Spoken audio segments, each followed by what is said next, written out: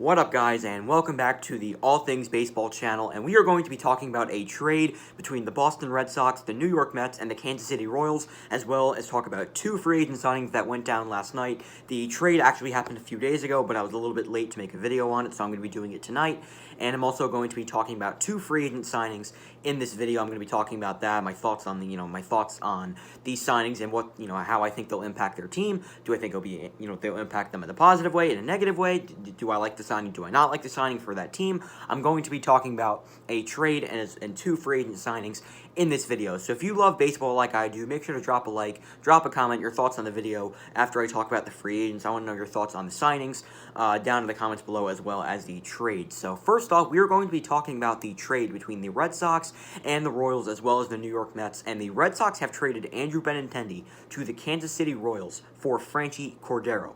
Franchy Cordero was an outfielder for the Padres, and then he went to the Royals in a trade for a reliever, I believe. I think it might have been for Trevor Rosenthal. He went over to the Kansas City Royals and played there last year, and Cordero played very well. But Andrew Benintendi was the main piece in this trade, and he's been one of the better left fielders in Major League Baseball until 2020, where he had an absolutely horrendous season, and we're going to talk about that in just a second. But Andrew Benintendi, overall for the trade, I think it's a very good trade for the Royals. I think Andrew Benintendi has a high upside. He's won a World Series before. He has playoff experience. Not saying the Royals are going to be a playoff team this year, but I'm saying Andrew Benintendi has been a pretty solid playoff hitter and fielder. He's won a World Series with the Red Sox, 3 years ago. He's a good player. He had a terrible year in 2020, but let's chalk it up to a weird season. I think we got to give him a little bit of a pass. Plus, he was injured, so I mean, it's hard to call Andrew Benintendi a bad player just because of one bad year. But overall, for that, looking at this trade, I think the Royals definitely won this trade. Although Franchy Cordero could turn out to be a very good player, I don't see him becoming a superstar. So I think the Royals. I think the Royals did end up winning this trade. So let's talk about Andrew Benintendi's stats from 2020. Let's take a look how ugly his season was. In 2020, in 39 at-bats, he did not have a home run. He only had 4 hits. He hit 103, terrible. And he had a negative .2 WAR, 4 runs scored, 1 RBI, 1 stolen base, 314 OBP, 128 slugging percentage, 442 OPS, and a 27 OPS plus. Just a horrendous year from Benintendi. But again, let's chalk it up to a bad season. He was injured he was injured for most of the season. He has been a good player in the past. He's been an above-average player.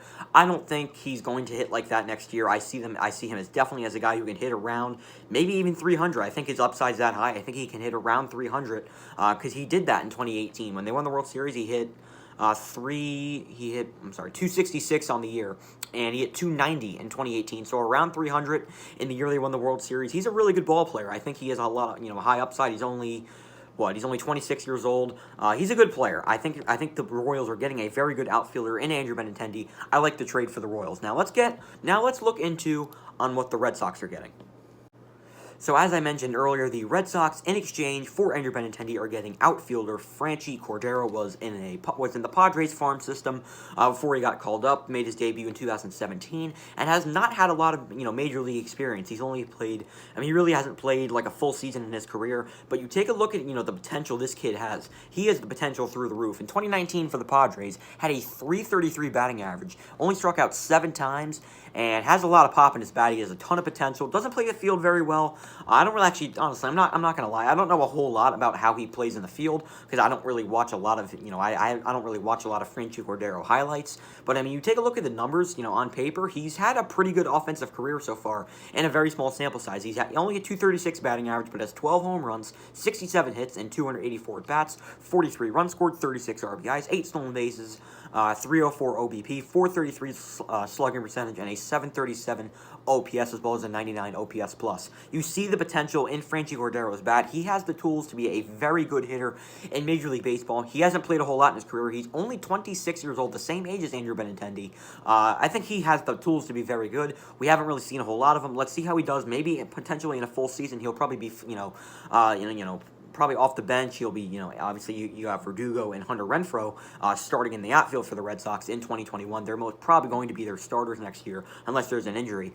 So Cordero will most likely be coming off the bench, but I really do think he could find his way into the Red Sox starting lineup at the end of the season. He's a young guy. He has high upside. I think this is a pretty good, package for the Reds. Well, it's not really a package, but I think it's a good player the Red Sox are getting in return for Andrew Benintendi. I like this trade for the Red Sox as well, but I still think the Royals won this trade. And as for the Mets, they got a prospect, Khalil Lee. I'm not really going to go into Khalil Lee. I don't know a whole lot about him. Honestly, I don't really pay attention to prospects. I don't really care, much about that, so I'm not really going to go into him. But the Mets didn't end up getting a prospect in Khalil Lee. I believe he's an infielder, so I guess it's they're kind of just a third team in the trade. They didn't really do a whole lot. They didn't really give up anything, so the Mets get a prospect who really cares. But that is going to do it for the trade that I'm going to be talking about. Andrew Benintendi has been traded to the Kansas City Royals, and Franchy Cordero is going to the Red Sox, and the Mets are receiving a prospect, Khalil Lee.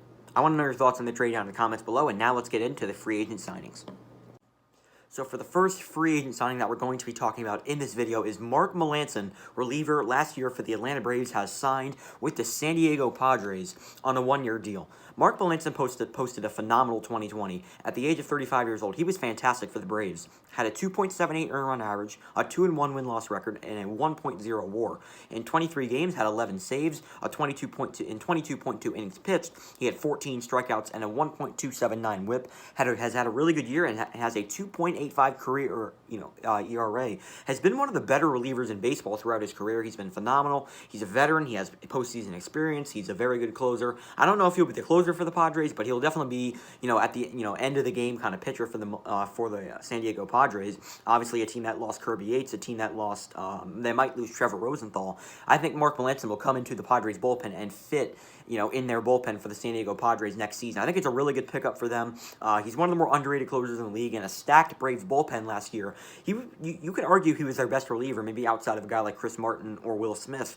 You could argue Mark Melancon was their most effective reliever out of the bullpen for the Braves last year. He had a really good year. I think this is a really good signing for the Padres. I think he's going to be one of their top relievers. At 35 years old, he's going to give you some innings. He's going to lock down saves. I think it's a very good signing for the Padres. I like it. If I had to give it a grade, I'd probably give it like an A- B+. I think it's a very good signing for the Padres, and it just helps out their bullpen and makes their team better. I like the signing for the Padres. I'll give it an A-. So for the final free agent signing that I'm going to be talking about in this video, it's going to be the Boston Red Sox have made another move for an outfielder. They have gone out and acquired Marwin Gonzalez, the former Houston Astro and the former Minnesota Twin. 2020 was not Marwin Gonzalez's year. He did not have a very good season. Posted a .211 batting average, 5 home runs, 37 hits in 175 at-bats, a .2 WAR, 15 runs scored, 22 RBIs, did not steal a bag, had a .286 OBP, a .320 slug percentage, a .606 OPS, which is horrendous, and a .68 OPS plus. Did not have a very good season. But you look at some of the years he's had some very good offensive seasons in the past. 2019 had a very good year for the Twins. 2018 very solid. 2017 actually led the Astros in RBIs that year. Also had a pretty solid postseason. Marwin Gonzalez has been a very solid hitter throughout his career. Has a lot of power in his bat. I think he fits very well in Fenway Park. Obviously a hitter's ballpark. I think it's a very good sign for the Red Sox. It could be an underrated pickup. It's a cheap deal. He's not going to cost a lot. He's only 31 years old. He's not the oldest guy in the world, and he could be a decent guy off the bench for the Red Sox, and he'll probably definitely compete for the starting left fielder spot with Hunter Renfroe and Franchy Cordero, the guy they got in the trade for Andrew Benintendi. I think it's a pretty decent signing for the Red Sox. I don't think it's anything crazy. I think it could be a very boom or bust trade. He was not very good last year. Maybe we'll see if he can bounce back in a Red Sox uniform in 2021. I like the signing for the Red Sox. If I had to grade it, I'd give it like a B-. I don't think it's anything crazy. I like it for the Red Sox. And I'll give him a B-. I want to know your thoughts on the trade down in the comments below. So that is going to do it for this video. I hope you guys enjoyed the video. I want to know your thoughts on each trade and each signing that I brought up in this video down in the comments below. I want to know your thoughts, and especially the Andrew Benintendi trade. I think that was definitely the main part of the video. I want to know your thoughts on I want to know your thoughts on the Andrew Benintendi trade. I want to know your thoughts on the Marwin Gonzalez signing by the Red Sox, and I also want to know your thoughts on the Mark Melancon signing by the San Diego Padres. Yankees related, I am a Yankees fan, so I'm going to throw a little bit of Yankee opinions. Trevor Rosenthal, he was on the Padres last season. They went out and signed Melancon. Trevor Rosenthal, unlikely to re-sign in San Diego. The Yankees, Do we bring in Trevor Rosenthal? I really hope we do. Rosenthal is probably the top reliever on the market right now. I hope the Yankees can pounce on him. But again, I want to know your thoughts on the Mark Melancon signing down in the comments below. Where do you think Trevor Rosenthal is signing? If he signs, I will have a video on it. If he signs with the Yankees, it'll be on the New York Sports Hub channel because obviously the Yankees are my favorite team. So anything that has to do with the Yankees will be on the New York Sports Hub channel. But if Trevor Rosenthal does end up signing with the team, it will be on this channel. But if it's with the Yankees, it will be on New York Sports Hub. So make sure to stay tuned for more off-season content. There's gonna be a lot. I'm pretty sure there's gonna be a lot more free agent signings up ahead. And so I want to know your thoughts on the signings that I brought up in this video down in the comments below. And that's going to do it for this video. I hope you guys enjoyed the video. I'll talk to you guys next time.